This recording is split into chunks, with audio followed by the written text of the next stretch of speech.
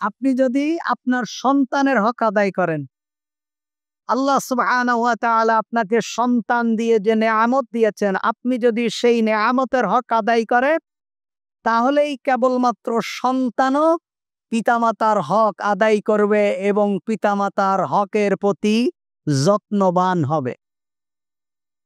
সন্তান, পিতামাতা যদি সন্তানের হক আদায় করে, তাহলে এই সন্তান কখনো পিতামাতার সাথে নাফরমানি করবে না। পিতামাতা যদি সন্তানের হক আদায় করে, তাহলে এই সন্তান কখনো পিতামাতার জন্য বদদোয়া করবে না। পিতামাতা যদি সন্তানের হক আদায় করে, তাহলে এই সন্তান কখনো পিতামাতাকে ঘর থেকে বের করে দেবে না। পিতামাতা যদি সন্তানের হক আদায় করে, তাহলে এই সন্তান কখনো পিতামাতাকে বৃদ্ধাশ্রমে দেবে না, কখনো হতে পারে না।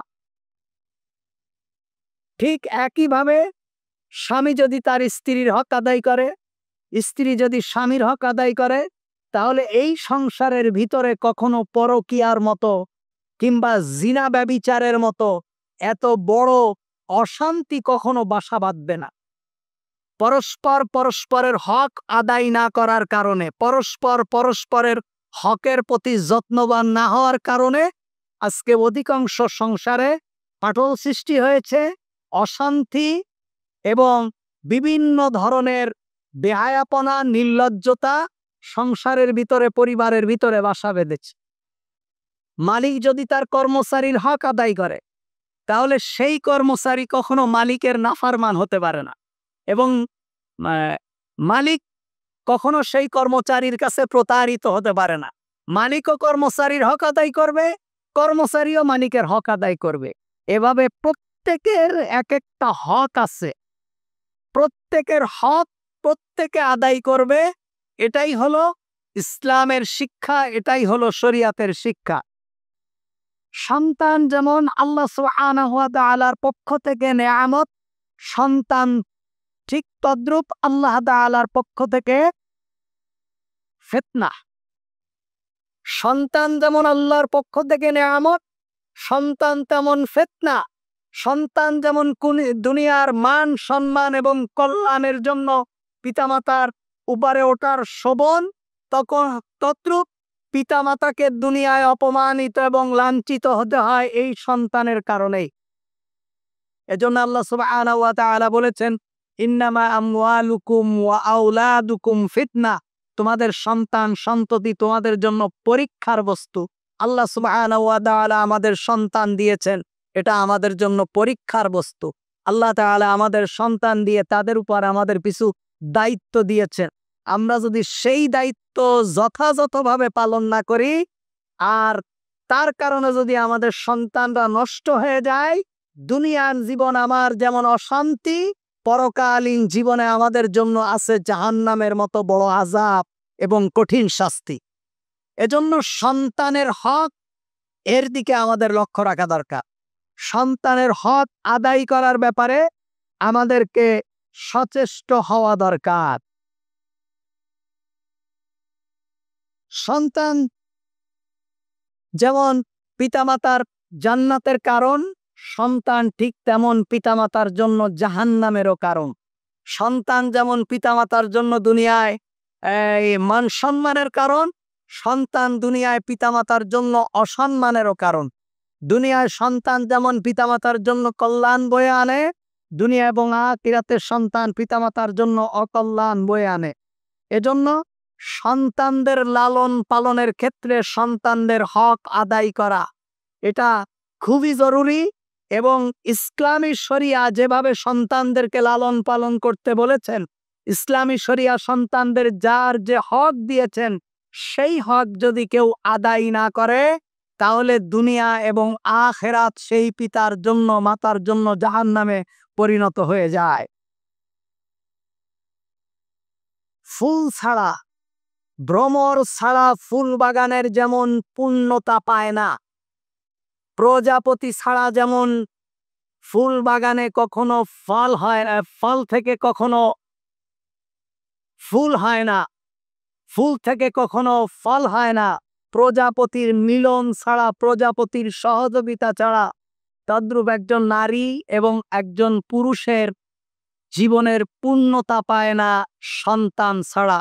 এ কারণেই সন্তান হলো পিতামাতার জন্য একটা বিরাট নেয়ামত আল্লাহ তাআলার পক্ষ থেকে। এই সন্তানদের জন্য নবী রাসূলগণ পর্যন্ত আল্লাহ সুবহানাহু ওয়া তাআলার কাছে দোয়া করেছেন সন্তানহীনতা থেকে বাঁচার জন্য। নিজেদের সন্তান পাওয়ার আকুতি মিনতি নবীরা পর্যন্ত আল্লাহ সুবহানাহু ওয়া তাআলার কাছে করেছেন। এবং সন্তানহীনতা থেকে বাজাজ থাকার থেকে, বাজা যাকে বলে, এ থেকে পানা চেয়ে আল্লাহ সুবহানাহু ওয়া তাআলার কাছে নবীরা পর্যন্ত দোয়া করেছে। ইব্রাহিম আলাইহিস সালাতু ওয়াস সালামের বয়স যখন একেবারেই বার্ধক্য, তখনও ইব্রাহিম আলাইহিস সালাতু ওয়াস সালাম আল্লাহর কাছে দোয়া করেছিলেন, রব্বি হাবলি মিনাস সালিহিন, আল্লাহ তুমি আমাকে একটা নেককার সন্তান দাও। রব্বি হাবলি মিনাস সালিহিন, আল্লাহর কাছে সন্তান চাইতে গেলে শুধু সন্তান চাইলে হবে না, নেককার সন্তান চাইতে হবে। আল্লাহ আপনি আমাকে একটা নেককার সন্তান দেন। আল্লাহ আপনি আমাকে একটা সুন্দর সন্তান দেন এমন না, আল্লাহ আপনি আমাকে একটা নেককার সন্তান দেন, যাতে এই সন্তান পিতামাতার জন্য দুনিয়া এবং আখিরাতের কল্যাণের বস্তুতে পরিণত হয়। দুনিয়ায় যেমন কল্যাণ বয়ে আনে, আখিরাতেও সন্তানরা কল্যাণ বয়ে আনে। সন্তান আখিরাতে পিতামাতার জান্নাতের কারণ হয়ে যায় এবং জাহান্নামের কারণ হয়ে যায়। এজন্য দোয়া করা, রব্বি হাবলি মিনাস সালিহিন, আল্লাহ আপনি আমাদেরকে নেক সন্তান দান করেন, আল্লাহ আপনি আমাদেরকে নেক সন্তান দান করেন। অকালা জাকারিয়া আলাইহিস সালাতু ওয়াস সালাম আল্লাহর কাছে দোয়া করেছিলেন, রব্বি লা তাজারনি ফারদান ওয়া আনতা খায়রুল ওয়ারিসিন, হে আমার রব আমাকে নিঃসন্তান আপনি রাখবেন না, নিশ্চয় আপনি হলেন শ্রেষ্ঠ উত্তরাধিকারী। জাকারিয়া আলাইহিস সালাতু ওয়াস সালাম আল্লাহর কাছে দোয়া করেছিলেন, রব্বুল আলামিন আপনি আমাকে নিঃসন্তান রাখবেন না, আপনি আমাকে সন্তান দান করুন, আপনি আমাকে সন্তান দান করুন, আপনি আমাকে নিঃসন্তান রাখবেন না। এজন্য নিঃসন্তান থেকে নবীরা পর্যন্ত আল্লাহ সুবহানাহু ওয়া তাআলার কাছে দোয়া করেছিলেন, কারণ দাম্পত্য জীবনে সন্তান ছাড়া দাম্পত্য জীবন একেবারেই মূল্যহীন, অপূর্ণাঙ্গ থেকে যায়। এজন্য আমরা আল্লাহ সুবহানাহু ওয়া তাআলার কাছে সন্তানের জন্য দোয়া করব, নেক সন্তানের জন্য দোয়া করব, যে আল্লাহ আপনি আমাকে নেক সন্তান দান করে। রব্বুল আলামিন আপনি আমাদেরকে একটা সালেহীন সন্তান দান করে। এই সন্তান আমরা চাইব আল্লাহ সুবহানাহু ওয়া তাআলার কাছে। দুনিয়ায় আর কারো কাছে আমরা সন্তান চাইব না। মূলত কোনো কিছুই মানুষের কাছে না চাওয়া, কোনো ব্যাপারে মানুষের মুখাপেক্ষী না হওয়া, কোনো ব্যাপারে মানুষের দ্বারস্থ না হওয়া, প্রত্যেকটি ব্যাপারে আল্লাহ সুবহানাহু ওয়া তাআলার দ্বারস্থ হওয়া, প্রত্যেকটি ব্যাপারে আল্লাহ সুবহানাহু ওয়া তাআলার কাছে চাওয়া, প্রত্যেকটি ব্যাপারে আল্লাহ সুবহানাহু ওয়া তাআলার কাছে ধন্না দেওয়া, আল্লাহ সুবহানাহু ওয়া তাআলার সিজদায় লুটে পড়া, আল্লাহ সুবহানাহু ওয়া তাআলার কাছে চোখের পানি ফেলা, প্রত্যেকটি ব্যাপারে আল্লাহর শরণাপন্ন হওয়া, এটা হলো বান্দার কাজ। শেখ মতিউর রহমান মাদানী ইন্ডিয়ান একজন আছেন, ওনার কিছু কথা ইখতিলাফ আছে, কিছু ব্যাপার। একজন ব্যক্তির প্রত্যেকটি কথাই যে একেবারেই নবীদের মতো হবে এমনটা না, কারণ নবীদেরকে গাইড করেন আল্লাহ সুবহানাহু ওয়া তাআলা, আর মানুষদেরকে আল্লাহ গাইড করেন না। এজন্য আমি আবার বলছি, আপনার একজন আলেমের 10টা কথার ভিতরে একটা কথা খারাপ লাগতেই পারে, কিন্তু সেই কারণে আলেমের সমালোচনা করা যাবে না।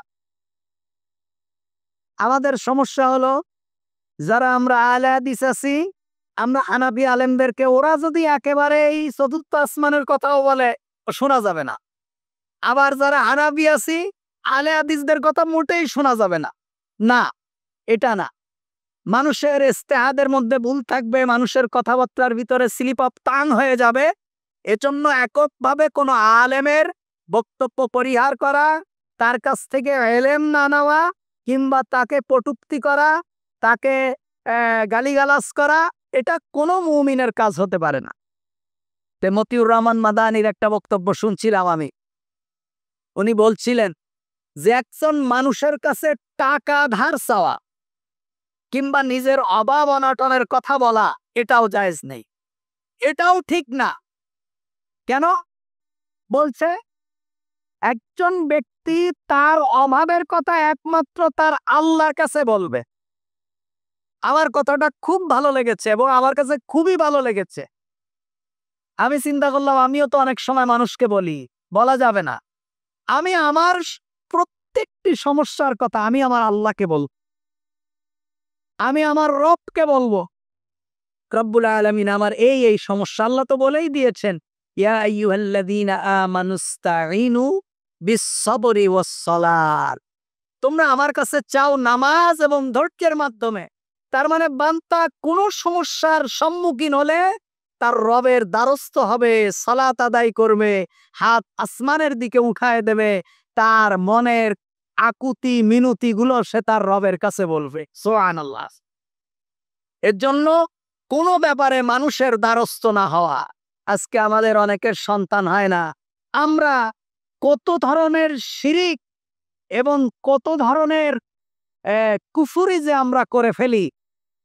আমার সন্তান না হলে আল্লাহ সুবহানাহু ওয়া তাআলা যদি আমি ওষুধ খেতে পারি, আমি পরীক্ষা নিরীক্ষা করতে পারি, এটা হলো সুন্নাহ।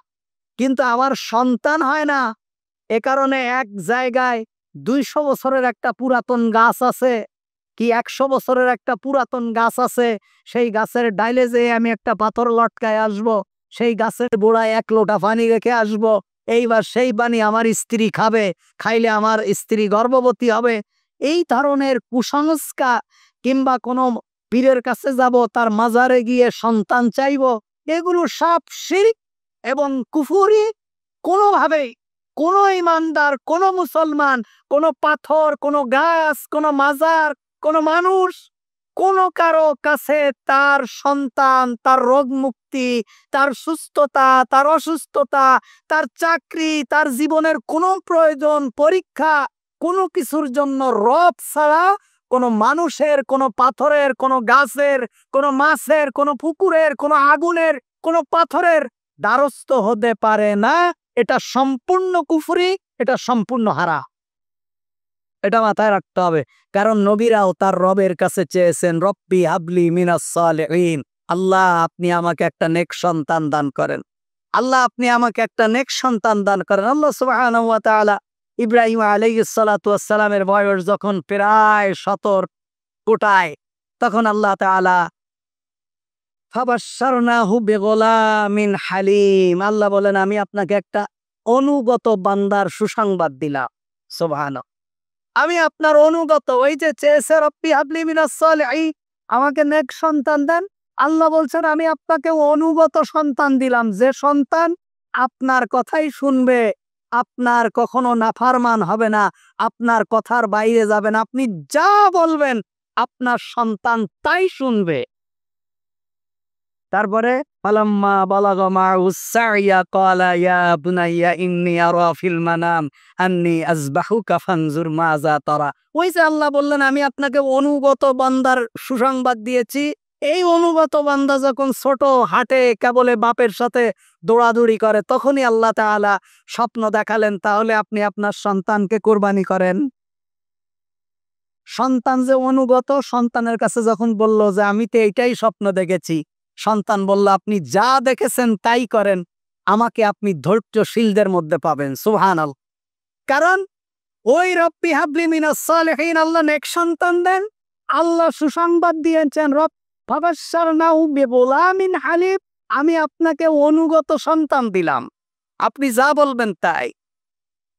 তার মানে কি সন্তানকে বলার সাথে সাথে সন্তান বলছে আমি উপস্থিত, আমার আল্লাহ বলেছেন, আমি তো প্রস্তুত। তাহলে কত বড় নেককার একটা অবুঝ শিশু, যার উপরে শরিয়াত এখনো আসেনি, এমন ছোট্ট একটা বাচ্চা, সে বলছে আমি তো প্রস্তুত, কারণ আমার রব বলেছে, আপনি যেভাবে আল্লাহ বলেছেন আপনি সেটাই করেন। সুবহানাল্লাহ। এজন্য আল্লাহ সুবহানাহু ওয়া তাআলার কাছে সন্তান চাইতে হবে। আল্লাহ তাআলা যদি দেন, মনে করতে হবে এটা আমার জন্য কল্যাণ। যদি আল্লাহ তাআলা আমাকে সন্তান নাও দেন, তাও মনে করতে হবে এটা আমার জন্য কল্যাণ। কারণ আল্লাহ তাআলা আমার ভালো বোঝেন, এ কারণে আমাকে আল্লাহ তাআলা সন্তান দেন নাই। ওই যে মুসা আলাইহিস সালাতু ওয়াস সালাম একদম একদিন বক্তৃতা দিচ্ছিলেন, ওয়াজ করছিলেন। একজন এসে বললেন, এখানে সবথেকে জ্ঞানী মানুষকে, সবথেকে জাননেওয়ালা ব্যক্তিকে? মুসা আলাইহিস সালাতু ওয়াস সালাম বলছেন, আমি। কারণ মুসা আলাইহিস সালাতু ওয়াস সালামের ধারণা ছিল আমি নবী, আল্লাহ আমাকে নবী বানিয়েছেন। সুতরাং আমাকে নবী বানিয়েছেন গোটা জাতিকে শিক্ষা দেওয়ার জন্য। তা আল্লাহ তাআলা যদি আমাকে জ্ঞান বেশি না হতো, তাহলে কি আল্লাহ আমাকে নবী বানাতেন? এই জন্য মুসা আলাইহিস সালাম বলছেন আমিন। আল্লাহ তাআলার কথাটা পছন্দ হয়। লম্বা ঘটনা, এটা আরেকদিন ওয়াজ হবে। আমি শুধু একটা উদাহরণ দেওয়ার জন্য বলছি। আল্লাহর পছন্দ হয়নি। আল্লাহ বলছেন, মুসা তুমি নবী, তুমি জ্ঞানী না, তোমার থেকেও বড় জ্ঞানী আছে। আমার থেকে বড় জ্ঞানী কে? বলছে তুমি একটা মাছ ভাজি করে ফেলো। একটা মাছ ভাজি করে ফেলো, তেল দিয়ে ভাজি করে সেই মাছটা একটা ব্যাগের মধ্যে নাও। ব্যাগের মধ্যে নিয়ে এই নদীর কিনারা ঘেটে হাঁটতে হাঁটতে চলে যাবা। যেই জায়গায় গিয়ে তোমার এই মরা মাছ জীবিত হবে, সেই জায়গায় তুমি এক ব্যক্তিকে দেখতে পাবে, সেই ব্যক্তি তোমার থেকে দামি। এটা কি মকসুদুল মুমিনের ঘটনা না কোরআনের আয়াত? কোরআনের ঘটনা। আপনারা আবার মনে করেন না আমি ওই খাজা বাবার ঘটনার মতো একটা মিথ্যা ঘটনা আপনাদের মেম্বারের উপরে দাঁড়িয়ে চালিয়ে দিচ্ছি না। তখন মুসা আলাইহিস সালাতু ওয়াস সালাম চলতে চলতে চলতে চলতে চলতে চলতে এক জায়গায় যেয়ে ঘুমায় গেছে। তার একজন সাথী ছিল, সেই সাথী তো জাগন আছে। দেখলেন যে ওই প্যাকেট থেকে, তার ব্যাগ থেকে মাছটা বের হয়ে নদীতে লাফ মেরে চলে গেছে জীবিত হয়ে। এ কথা আর মুসা আলাইহিস সালাতু ওয়াস সালাম ঘুম থেকে ওঠার পরে আর বলতে মনে নেই।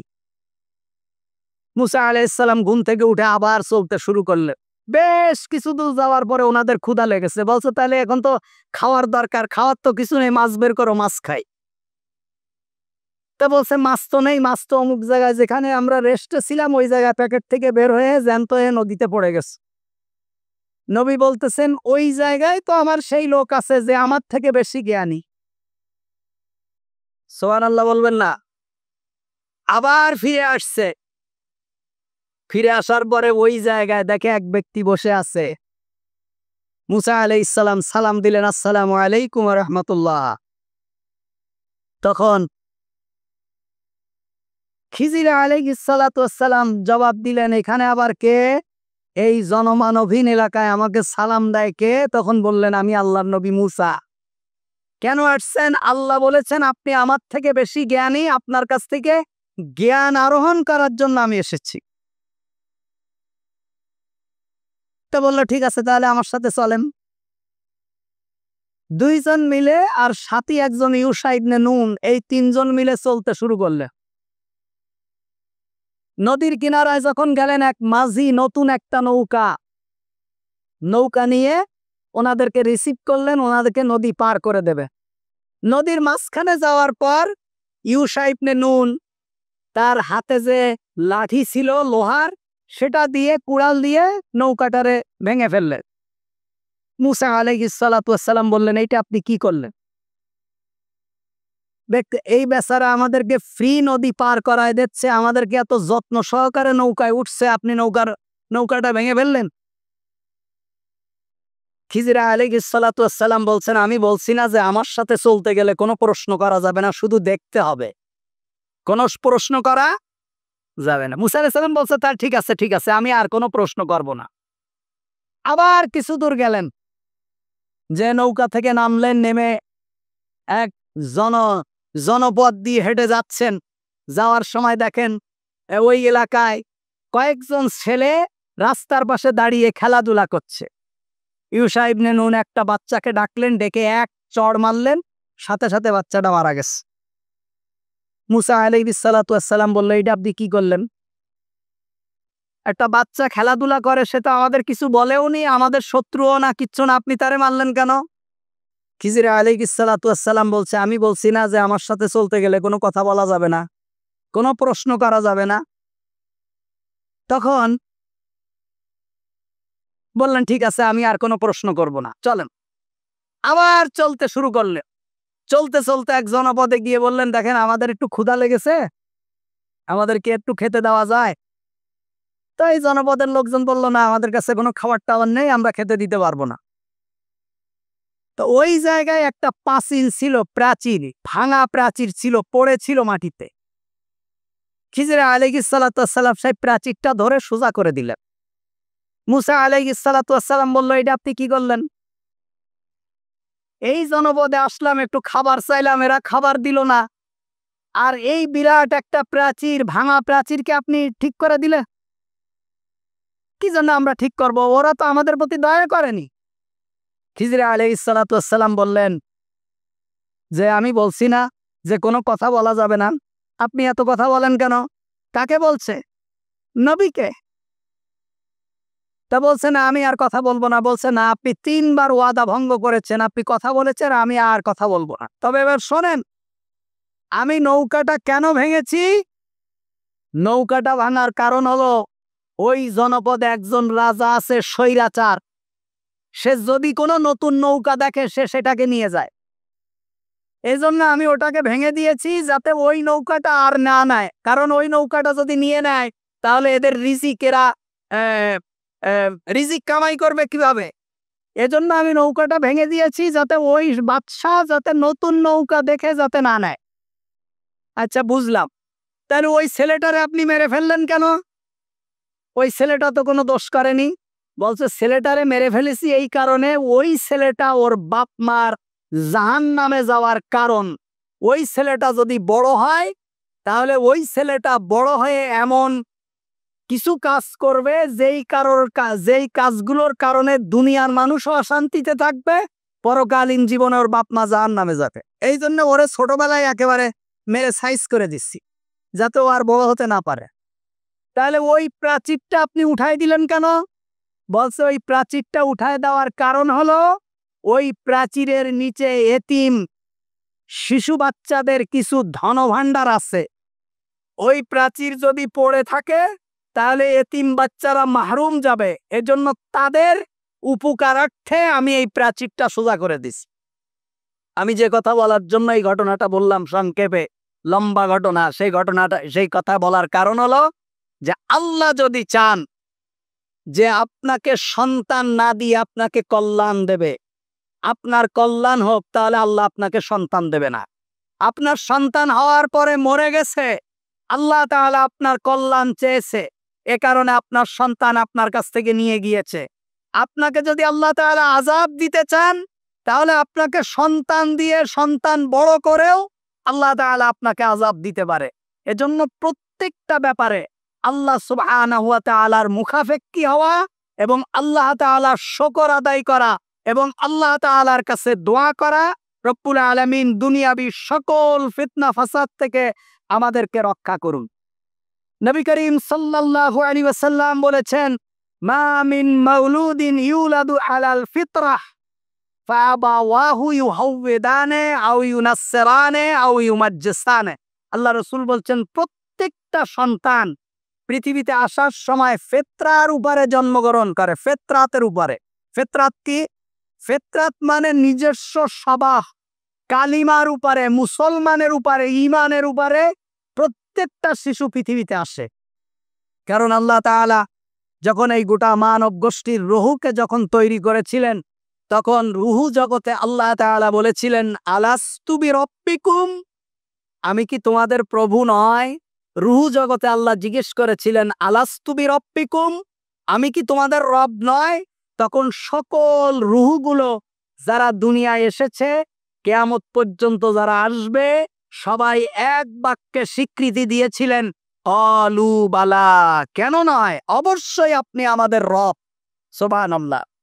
আল্লাহ রাসূল বলছেন, প্রত্যেকটা সন্তান ইসলামের উপরে জন্মগ্রহণ করে, ফাআবাহু ইউহাউওয়িদানে আও ইউনাসসিরানে আও ইউমাজ্জিসানে, তার পিতামাতা তাকে ইহুদি বানায়, তার পিতামাতা তাকে নাসারা বানায়, তার পিতামাতা তাকে অগ্নি পূজক বানায়।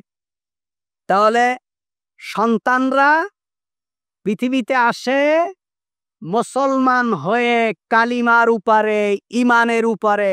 তার পিতামাতা তাকে ইহুদি বানায়, তার পিতামাতা তাকে নাসারা বানায়, তার পিতামাতা তাকে অগ্নি পূজক বানায়। এইভাবে সন্তান পৃথিবীতে আসার পরে পিতামাতাই তাকে লালন পালন করে, কারণ সন্তান একটা মাটির পুতুলের মতো, কাঁচা মাটির একটা পাত্রের মতো। কাঁচা মাটি যেভাবে যা খুশি তাই করা যায়, যেদিকে ইচ্ছা সেই দিকে নেওয়া যায়, তদ্রূপ আপনার সন্তান যখন পৃথিবীতে আসে, এই সন্তানকে আপনি যেভাবে, যেই আখলাকে, যেই তবিআতে, যেই মানহাজের উপরে আপনি আপনার সন্তানকে তৈরি করবেন, ঠিক তাই হবে। তাদের নিজস্ব কোনো ধরনের কিছুই থাকে না। আমি এই কথা আজকে এই বিষয়ের উপরে খুতবা দেওয়ার একটা কারণ হলো, এই বিষয়টাকে আজকে চুজ করার একটা কারণ হলো, আপনারা আজকে 2 দিন ধরে, মূলত 4-5 দিন ধরেই এটা চলছে। একটা মেয়ে গতকালকে মেবি তার বাবা মার নামে আদালতে মামলা করেছে, দেখেছেন? কে কে দেখেছেন? হাত উঠান। দেখেননি আপনারা? আপনারা কি অনলাইন বিচ্ছিন্ন? সমস্ত টিভি চ্যানেলগুলো এসেছে। একটা মেয়ে, ইংলিশ মিডিয়ামে পড়া 19 বছরের এক মেয়ে, তার পিতামাতার নামে মামলা করেছে। কি মামলা? তার পিতামাতা তাকে মেরেছে। সেই মেয়ে ক্যামেরার সামনে দাঁড়িয়ে পিতামাতার সাথে মামলা করে যে উৎফুল্লভাবে লাভ চিহ্ন দেখায়, যেইভাবে ক্যামেরার সামনে গোটা জাতিকে বলছে, আমি যে বক্তব্য দিচ্ছি নট অনলি ফর বাংলাদেশ, এটা ওয়ার্ল্ড ওয়াইড, সমস্ত পৃথিবীর সন্তানদের জন্য এবং পিতামাতাদের জন্য। আমার পিতামাতা আমার উপর টর্চার করেছে। আমি পৃথিবীতে এসেছি পিতামাতার মাধ্যমে, এই পৃথিবীতে এসেছি, কিন্তু এর মানে এই নয় যে আমার পিতামাতা আমাকে শাসন করবে, আমাকে মারবে, আমার বাক স্বাধীনতাকে হরণ করবে। দেখবেন ইংলিশ মিডিয়ামে পড়া এক মেয়ে, তার বাবা মায়ের নামে মামলা। আপনি ভাবতে পারেন, তার মা ভ্যাকসিনকো গ্রুপের ম্যানেজার, আর বাবা যেন কিসে চাকরি করে। আমি শুধু দেখি আর এই পিতামাতার প্রতি করুণাই হয়। পিতামাতা আদালতে আসছে, মেয়ে আমেরিকায় পড়তে চায়, পিতামাতা বলছে এত টাকা আমার কাছে নেই। কেন তাকে আমেরিকায় পড়তে দেওয়া হবে না? মামলা এগুলো উল্লেখ করেছে। এগুলো বলতে চাই না ভাই। আল্লাহ তাআলা এই সমাজ অবস্থা থেকে আমাদেরকে বাঁচিয়েছেন, আমাকে বাঁচিয়েছে। আমরা যখন আজ থেকে 30-40 বছর আগের কথা বলি, ছেলের বয়স 50 বছর হয়ে গেছে, অপরাধের কারণে বাবা মেরেছে, আমাদের চোখের সামনে আমরা দেখেছি। আশ্চর্য ব্যাপার। দোষ কার? এই সন্তানকে তার পিতামাতা দিন শিখায়নি, ইংলিশ মিডিয়ামে পড়াইছে। এই মেয়েকে নাকি এই পাগলাগারদেও রাখা হয়েছে। মেয়ের স্বীকারোক্তি, কেন? ড্রাগ ইউজ করে। আজকে বাংলাদেশের প্রত্যেকটা মিডিয়া বলছে যত উন্নত মানের মত সব ইংলিশ মিডিয়াম স্কুলগুলোতে চলে। আপনার সন্তান কোরআন শিখান না, 500 টাকা 1000 টাকা দিয়ে টিচার রেখে কোরআন শিখান না। একটা ছেলের ভর্তির ফি 30 লাখ 40 লাখ টাকা, মাসিক বেতন 2 লাখ 2.5 লাখ টাকা, 50,000 টাকা 40,000 টাকা মাসিক বেতন, এরপরে তো আনুষঙ্গিক খরচ আছেই। তাহলে আপনার এই সন্তানকে এভাবে পড়ায়ে, ইংরাজি শিখায়ে, দুনিয়ার ভিতরে কি বড় অপমান যে সন্তান তার পিতার নামে মামলা করেছে। এই সন্তান যখন দুনিয়ায় এসেছে তখন সে যেমন ABCD ও চিনত না, সরেও সরেও চিনত না, আলিফ বাতাও চিনত না, আপনি আপনার সন্তানকে আলিফ বাতা না শিখিয়ে, আপনি আপনার সন্তানকে ওযু গোসল না শিখিয়ে, আপনি আপনার সন্তানকে সালাম না শিখিয়ে, আপনি আপনার সন্তানকে গুড মর্নিং শিখিয়েছেন। আপনি আপনার সন্তানকে সালাম না শিখিয়ে গুড আফটারনুন শিখিয়েছেন। আপনি দুর্ভাগা পিতা, আপনি কপাল পোড়া পিতা, আপনি দুনিয়ার জীবনে জাহান্নাম কামাই করেছেন। আপনি আপনার সন্তানকে আলিফ বাতা না পড়ায়ে, আপনি আপনার সন্তানকে আসসালামু আলাইকুম না পড়ায় হাউ ডু ইউ ডু শিখিয়েছেন। আপনি দুর্ভাগা, আপনি কপাল পোড়া। আপনার দুনিয়ার জীবনও লাঞ্ছিত, আখিরাতের জীবনেও আপনি লাঞ্ছিত, কারণ আপনি আপনার সন্তানের হক আদায় করেননি। সন্তান পৃথিবীতে আসার সাথে সাথে তার কানে আজান দেওয়া, তার সুন্দর নাম রাখা, তার আকিকা দেওয়া, তাকে ইসলাম শিখানো, ইসলামী তাহজিব তামাদ্দুন শিখানো, তাকে কোরআন শিখানো, তাকে সালাম শিখানো, তাকে পিতামাতা আত্মীয় স্বজনের সাথে পরিচয় করিয়ে দেওয়া, তাকে পর্দা শিখানো, এগুলো আপনার উপর দায়িত্ব ছিল। আপনি সেই দায়িত্ব অবহেলার কারণে হয় আপনি বৃদ্ধাশ্রমে, নয় আপনি কারাগারে, নয় আপনি রাস্তায় রাস্তায়, নয় আপনার জীবনটা হয়ে গেছে একেবারে জাহান্নাম। আপনার দোষে আপনি আপনার রবের নেয়ামতের শুকরিয়া আদায় করেননি। আবার আপনারা জানেন, এক ইংলিশ মিডিয়াম পড়া এক মেয়ে, তার বাবা মা ঐশী, তার বাবা মা পুলিশ ইন্সপেক্টরকে হত্যা করেছে। আপনারা জানেন না? কোন সন্তান তার পিতামাতাকে হত্যা করে? ওই সন্তান, যে সন্তান পিতামাতার হক বোঝে না, পিতামাতা কিতা বোঝে না। আল্লাহ কোরআনে বলেছেন, ওয়াকাদা রাব্বুকা আল্লা তা'বুদু ইল্লা ইয়্যাহু ওয়া বিল ওয়ালিদাইনি ইহসানা ইম্মা ইয়াবলুগান্না ইনদাকাল কিবারা আহাদুহুমা আও কিলাহুমা ফালা তাকুল লাহুমা উফিন।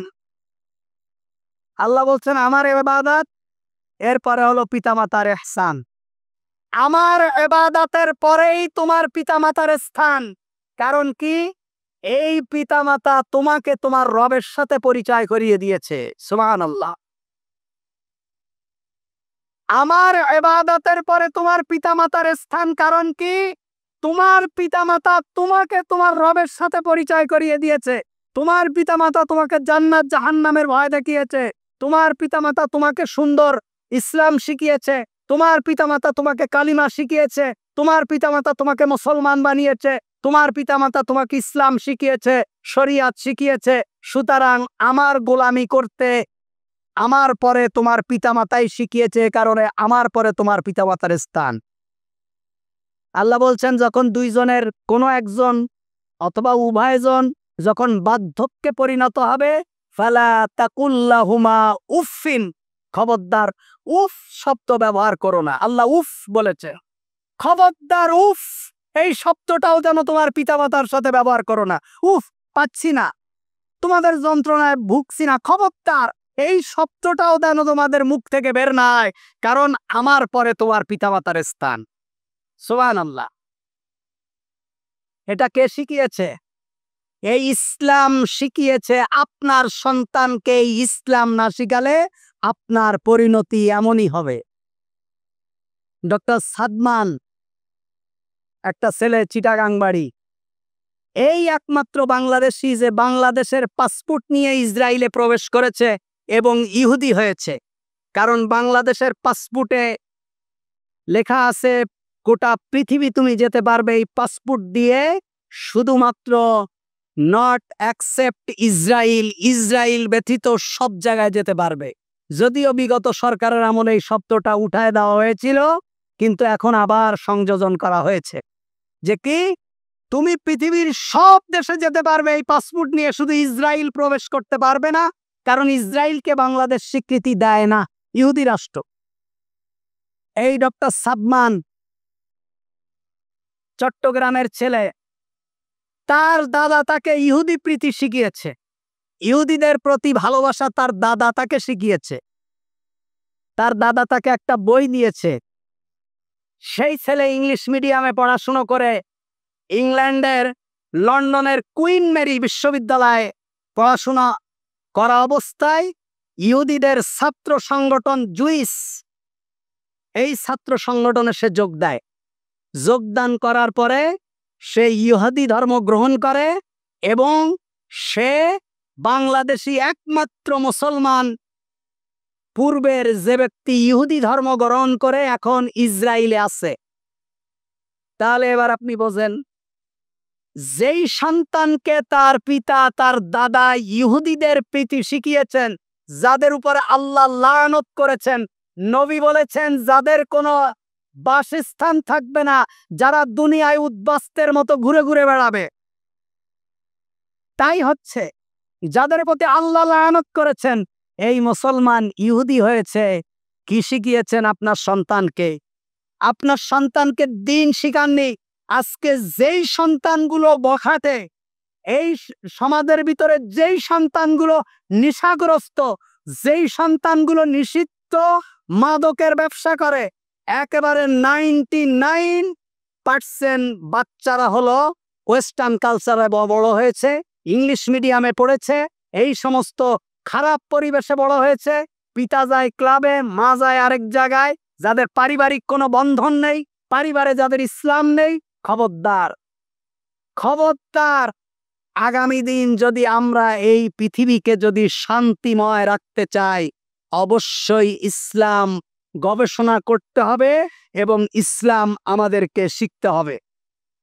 এমন হাজারো উদাহরণ দিতে পারবো যাদের পরিণতি দুনিয়ার অবস্থাই খারাপ। এক ব্যক্তি ওমর রাদিয়াল্লাহু তাআলা আনহুর কাছে এসে অভিযোগ করলেন, সময় সংক্ষেপ একেবারেই। এক ব্যক্তি ওমর রাদিয়াল্লাহু তাআলা আনহুর কাছে এসে অভিযোগ করলেন যে খলিফাতুল মুসলিমিন, আমার সন্তান আমার অবাধ্য, সে আমার কথা শোনে না, আমার সাথে দুর্ব্যবহার করে। কার কাছে অভিযোগ করলেন? বলেন কার কাছে?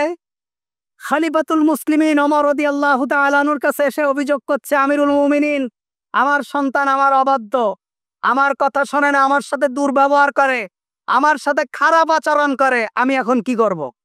ওমর রাদিয়াল্লাহু তাআলা আনহু সন্তানকে ডাকলেন, ডেকে বললেন, তুমি তোমার পিতার অবাধ্য কেন? তুমি তোমার পিতার সাথে দুর্ব্যবহার করো কেন? তুমি তো মুসলমান, তুমি তোমার পিতার সাথে খারাপ আচরণ করো কেন? তা বলছে, সন্তান বলছে, আমিরুল মুমিনিন, আমার পিতার উপরে কি আমার কোনো হক আছে? আমার পিতার উপরে আমার কি কোনো হক আছে, দায়িত্ব আছে? আমার পিতার কি কোনো দায়িত্ব তার সন্তানের উপরে আছে? ওমর রাদিয়াল্লাহু তাআলা আনহু বললেন, অবশ্যই আছে, সন্তানের হক আছে। কি? বলছে যে সন্তানের প্রথম হক হলো সন্তানের জন্য একজন উত্তম মা নির্বাচিত করা। বলেন, সন্তানের প্রথম হক কি? উত্তম মা নির্বাচিত করা। তার মানে আপনি যাকে বিবাহ করবেন সেই মহিলা উত্তম হতে হবে। সন্তান কবে আসবে তার হক আল্লাহ তাআলা পিতার ওরসে দিয়ে দিয়েছেন, পিতার বিবাহ করার পূর্বে। সুবহানাল্লাহ বলবেন না? বলছে সন্তানের হক হলো সন্তানের পিতা তার মায়ের জন্য একজন উত্তম স্ত্রী নির্বাচিত করবে, সন্তানের একজন উত্তম মা নির্বাচিত করবে। আর কি? 2 নম্বর হলো সন্তানের একটা উত্তম নাম রাখবে। কি রাখবে? বলেন কি রাখবে? উত্তম নাম রাখবে। আমাদের নাম কি? জামাল। জামাল মানে কি জানেন? জামাল মানে হলো ঘোড়া। কি? ঘোড়া। এমন অনেক নাম আছে যেই নামগুলো শুনলে আরাবিয়ানরা হাসে, যেগুলো কি কায়, বাংলা অর্থ করলে হয় কোনোটার নাম ঘোড়া, কোনোটার নাম গাধা, কোনোটার নাম হলো গরু, ছাগল, পাগল, এগুলো হয় না। কারণ কি? ওই আমার দাদি রেখেছে, আর তো কোরআন হাদিসের কোনো বালাই নেই। খবরদার, নাম উত্তম নাম রাখা। 3 নম্বর হলো তাকে কোরআন শিক্ষা দেওয়া। এই 3টে হলো 3টে অধিকারের কথা ওমর রাদিয়াল্লাহু তাআলা আনহু ওই সন্তানকে বললেন যে তোমার পিতার উপরে তোমার এই 3টা অধিকার। তখন সন্তান বললেন, শোনেন, আমার পিতা আমার জন্য একজন উত্তম মা নির্বাচিত করেনি। আমার পিতা একজন ইহুদি দাসীকে, নিগ্রো একজন দাসীকে বিবাহ করেছে।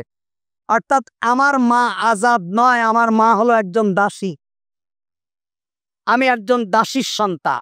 রাসূল সাল্লাল্লাহু আলাইহি ওয়াসাল্লাম বিবাহের ক্ষেত্রে নসবের কথা বলেছেন, বংশের কথা বলেছেন, বংশমর্যাদা দেখে আত্মীয়তার করার কথা বলেছেন, বংশীয় মানুষ দেখে বিবাহ শাদী করার কথা বলেছেন। এগুলো আরেক সপ্তাহ আরেকদিন বলবো। বলছে দাসী বিয়ে করেছে আমার বাবা, তাহলে আমার 1 নম্বর অধিকার আমার বাবা হরণ করেছে, আমাকে একটা উত্তম মা দিতে পারেনি। 2 নম্বর কি, আমার নাম রেখেছে জুয়াল। কোথাও আছে, অন্য আরেক জায়গায় আছে কি, আমার মা আমার বাবা আমার নাম রেখেছে হলো খুন খুনফাসা। খুনফাসা আর জোয়াল দুটো শব্দের অর্থ হলো একই। এর অর্থ হলো গোবরের হুকা। গোবরের হুকা বোঝেন না? গোবরের মধ্যে, গরুর গোবরের ভিতরে, উটের পায়খানার ভিতরে, ঘোড়ার পায়খানার ভিতরে এক রকমের পোকা জন্মায়। এই পোকাকে বলা হয় আরবিতে খুনফাসা অথবা জুয়াল শব্দ ব্যবহার করা। তা বলছে আমার নাম রেখেছে জুয়াল, মানে আমি গোবরের পোকা। 3 নম্বর আমার অধিকার হলো কোরআন শিক্ষা দেওয়া। আমার বাবা আমাকে কোরআন শিক্ষা দেয়নি, আমি কোরআনের একটা আয়াতও পড়তে পারি না। হযরত ওমর রাদিয়াল্লাহু তাআলা আনহু তার পিতাকে বললেন, দোষ কার? তোমার সন্তান তোমার সাথে দুর্ব্যবহার করে, তোমার সন্তান তোমার সাথে খারাপ আচরণ করে, তোমার সন্তান তোমার অবাধ্য। এর মূল কারণ হলো এই সন্তান তুমি যখন জন্ম দিয়েছো তখন আল্লাহ তাআলা তোমাকে যে নিয়ামত দিয়েছে, নিয়ামতের শুকরিয়া আদায় করনি। এই সন্তানের যে হক, সে হক তুমি আদায় করনি।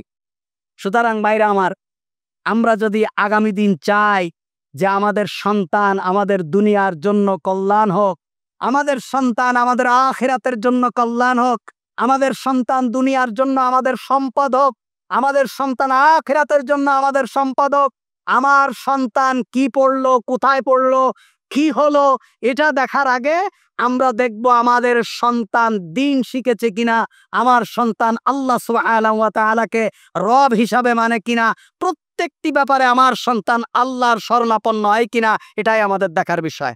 আল্লাহ তাআলা আমাদেরকে তৌফিক দান করুক। আল্লাহ তাআলা আমাদেরকে এমন সুন্দর একটা পরিবার আমাদের আল্লাহ তাআলা দান করুক, যেই পরিবারের শুরু থেকে শেষ পর্যন্ত তার রবের গোলামি চলে, যেই পরিবারের শুরু থেকে শেষ পর্যন্ত নবী করিম সাল্লাল্লাহু আলাইহি ওয়াসাল্লামের সুন্নাহর উপরে চলে। আল্লাহ তাআলা আমাদেরকে তৌফিক দান করুক।